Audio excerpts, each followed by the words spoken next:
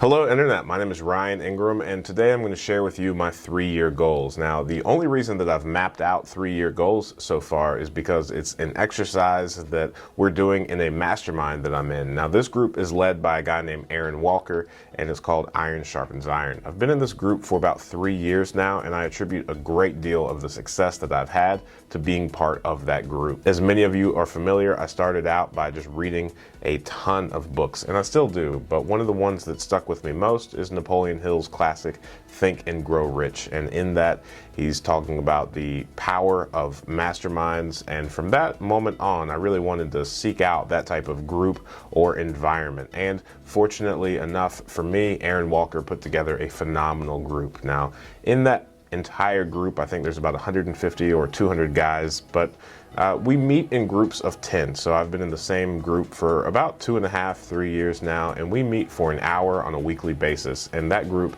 is full of just high achieving, high performing individuals that really push, motivate, encourage each other to be a better human, to be better personally, professionally, and just help make the world a better place, truly. And one of the most powerful parts of that group is each week there's what's called a man in the middle, where you bring a problem, an obstacle, or some sort of issue you're having, albeit personally or professionally, and the rest of the group that again is full of high performing people will give you their feedback, their insight, and just help you problem solve that situation. So it's a phenomenal group to be a part of. I'm a huge fan. So all that to say, that is why I mapped out the 3-year goals. We're doing this thing called Come As You Will Be in 2023, where we really just try to figure out exactly what type of person we want to be and who we want to be 3 years from now. And then we kind of reverse engineer that to come up with daily, weekly, and even monthly objectable measures that we can hit in order to get closer to our 3-year goals. So I thought it would be really cool to be transparent with you all and show you exactly where I plan on going over the next 3 years, because this channel has grown a lot faster than I honestly expected it to. And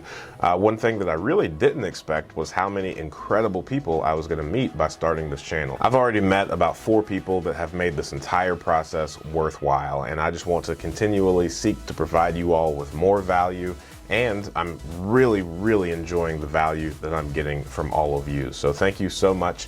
And all that being said, let's jump right into these 3-year goals that I'm super excited about showing you all. So here is the slideshow, and let me tell you, it's only 4 slides and this is going to be pretty quick. So here we go. So on the real estate aspect, I want to get to 350 properties. That is with my brother and I, and inside of this, it's residential properties, primarily single family homes. I feel like I'm really in a sweet spot. I know the single family space, I know this market, and I feel like there's a lot more value that I still have to bring and a lot more opportunity out there. Dayton's biggest issue is the number of just vacant homes in the area. So a lot of our business model revolves around taking those vacant homes, rehabbing them the right way, and pretty much making them brand new homes. And we have a ton of fun doing that. And it's so cool to see just the community kind of transform in doing so. Now, there is also some abandoned commercial space where I would love to figure out a way to just start redeveloping that space and make it usable space for things that the community really needs. Maybe like a grocery store, coffee shop, brewery, restaurant, anything like that that would just bring some pretty decent amenities to the area that I primarily invest in, which is Dayton. Now, in doing so, we would also like to get about 4 full-time employees. And honestly, there was a little bit of thought that went into the number, but truly not that much. I kind of based this around the fact that a mentor of mine manages 800 homes here in the area, and he has 9 full-time employees. So I looked at my goal, I said 350, nah, that's less than half of his 800, so I probably need less than half of his staff. We are currently at around 85 properties, and my brother and I manage those ourselves, but we're already starting to see we're approaching that upper limit of what we actually have the ability to handle by ourselves. So I'm really looking forward to bringing up about 4 people alongside us over the next 3 years to help us through all of this. So as many of you are familiar, I own an insurance agency and it's called Ingram Insurance Group.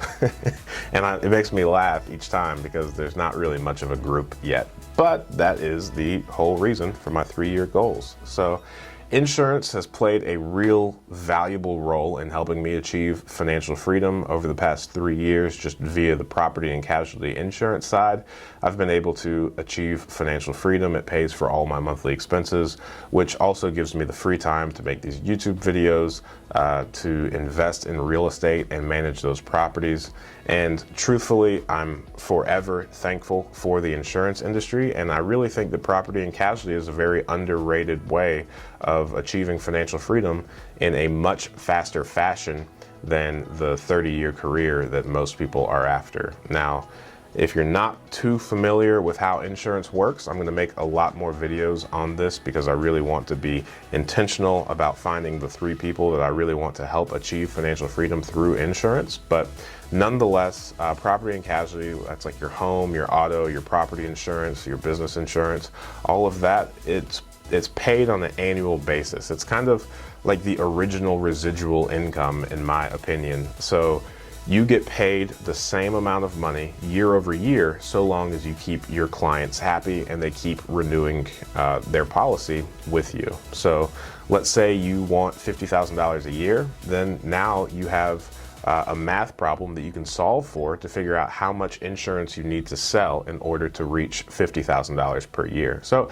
it's pretty cool. I'm looking forward to teaching some people about it. If that has any interest to you whatsoever, please don't hesitate to reach out to me, ryan@seekwisdom.us. And along that same note, I also want to hire 2 full-time customer service representatives, because insurance, there's really 2 main parts, and that's the sales side and the service side. So on the service side, that's anytime anyone needs anything done with their policy, adding a car, adding a driver, if they want to sell a property and cancel their insurance policy, things like that, it's service. These are things that you have to do because it's necessary, but at the same time, it's not part of sales, so it doesn't actually make you money. So if you're trying to go really hard on the selling side, it's really tough to service.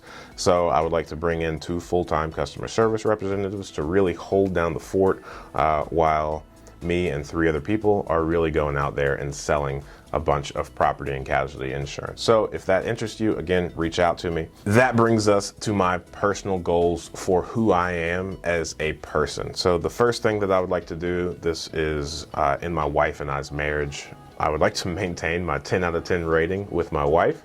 Now, no, she doesn't rate me, but I do check in very frequently because she is the greatest woman that I have ever met, and I, under no circumstances, want to let her down. So I've actually got a few people that have reached out to me that have, found me on YouTube, and they're like, okay, so you have 80 plus properties that you and your brother manage yourself. You have an insurance agency, you make all of these YouTube videos, and you've got 3 kids. By the way, we're about to have a 4th in November, and we're really pumped. It's a boy, and his name will be Lincoln. But nonetheless, they're like, how in the world do you do all of this? Because you only have so much time in the day. And truth be told, my wife is the reason that I'm able to do so much. She is an absolute superhero in as far as how she holds our house down, how she cares for our kids, and how she supports me so that I am free to go about doing all of these things to really improve the lives of our family. I cannot sing her praises loudly enough, and I most certainly want to figure out how to continually improve so that I could be a better husband to her and continue being an awesome husband. I also want to play all sports and activities with my kids. Now, my oldest, my son, his name is Jackson. He is 3, so he's going to be 4 in January. So in 3 years from now, he's going to be around 7 years old. So they're not really going to be too into sports or activities, but nonetheless, I want to play and be present for all of their activities. That is really one of the driving factors that I have in all of this. And this is what has drawn me to being a business owner. It has drawn me to real estate investing and ways to make money that's not associated directly with my time, because it's really important for my wife and I that I be present and have the ability to go to all the games, to be at all my kids' events, and just play a really active, intentional, hands-on role in their life. So that's all I'm really trying to encapsulate in this one goal. These next 2 goals go hand in hand. I would like to help 1 person become a millionaire, and I would like to help 10 people buy 10 properties. Now, I've already got the 1 person to become a millionaire picked out. His current net worth is right around $250,000, and I'm really looking forward to helping him increase that to $1 million over the next 3 years. So in both of these, I really want to make the distinction, because yes, I can be present, I can be a phenomenal support person, but I can't execute for anyone. I want to achieve these things, but at the end of the day, it's going to be up to that person's work ethic, their ability to put in tons of time, energy, and effort in increasing their income, lowering their expenses, and learning all they can about investing strategies, about real estate, about building businesses, and things like that. So ultimately, yes, I have a strong desire to be that support person for a lot of people, but at the end of the day, it really comes down to the person. So in no way, shape, or form am I trying to take credit for these people's successes. I just want to be intentional about being the type of person that helps people achieve these goals. So to that point, helping 10 people buy 10 properties, same thing. I can help, I can be there, I can support people, I can help people problem solve, but I can't do it for them. So on this note, I've already picked out one person, and I really want to structure this as a group of people similar to my mastermind. We meet for an hour per week, and we really help each other problem solve, hold each other accountable, and hold each other to the high standards which we collectively set for ourselves.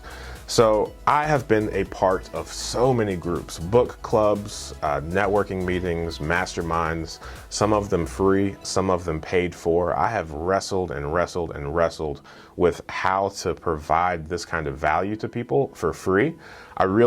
If you have been on this channel for very long, it's really important for me that I provide tons of free value, because it's my opinion that the people that need this information the most aren't the ones that have the ability to pay for it.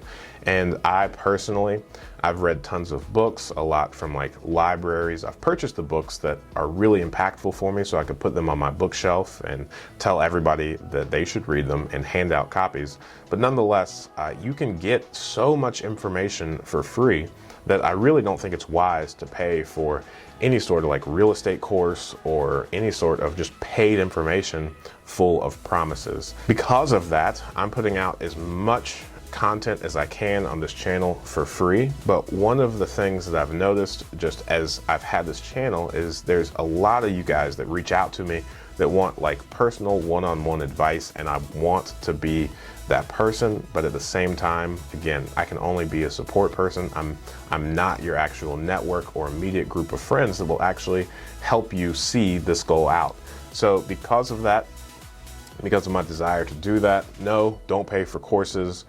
Just ask questions, read books, and absorb as much free content as you possibly can. I haven't paid for any real estate investing courses, and I have built a pretty large portfolio, my brother and I have. So don't spend money on that, but I do pay for things like masterminds, and in all of the groups, free versus paid, I really believe that the most value comes out of the paid groups. And the reason for that is it seems like people are a lot more committed, a lot more willing to show up, and a lot more committed to show up week after week and provide value. So for my personal group, I pay, and so do 9 other people. So it's part of my responsibility as a paying person to show up for that 1 hour each week. And I have to keep in mind that 9 other people are paying as well to get the input of that group. So I'm kind of taking money from people if I don't show up, be there, support, and encourage other people in reaching their goals. So because of that, it was a hard decision, but this will be a paid group of people. So we're gonna meet for 1 hour per week with the intentions of, over the next 3 years, all 10 people in this group will own 10 properties, and that's gonna be $300 per month. So if you have any interest in that whatsoever, just send me an email, ryan@seekwisdom.us, and I could give you some more information, and we could really just talk through that. And back to my family. So with Jackson, he's my oldest. He is 3. He's going to be 4 in January. So around this time that the 3 years is up, he's going to be really close to 7. Now, the extent of my knowledge on how to be a father is only as old as him. He's my oldest son. So I've never been the father of a 7-year-old before, but in talking to some teachers, some other parents, I think the common consensus is 7 is right around the age that these kids are able to start grasping abstract, more broad concepts. So I'm trying to be really intentional with him now. He goes around to all the properties that we have, all the projects. He plays an active role in cleaning things up.